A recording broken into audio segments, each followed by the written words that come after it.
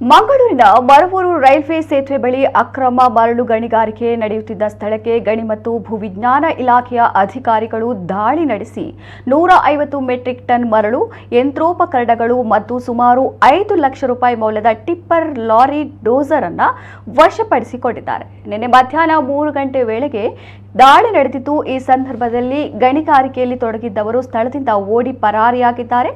ನಿಯಮಗಳನ್ನು ಉಲ್ಲಂಘಿಸಿ ರೈಲ್ವೆ ಹಳಿಯ ಕೆಳಗೆ ಅಕ್ರಮ ಚಟುವಟಿಕೆ ನಡೆಸಲಾಗ್ತಾ ಇತ್ತು. ಗಣಿ ಮತ್ತು ಭೂವಿಜ್ಞಾನ ಇಲಾಖೆಯ ನಿಯಮಗಳ ಪ್ರಕಾರ ಸೇತುವೆಗಳ ಎರಡೂ ಬದಿಗಳಲ್ಲಿ 100 ಮೀಟರ್ ಒಳಗೆ ಮರಳು ಗಣಿಗಾರಿಕೆ ನಿಷೇಧಿಸಿ ಈ ಹಿಂದೆಯೇ ಆದೇಶ ಹೊರಡಿಸಲಾಗಿದೆ.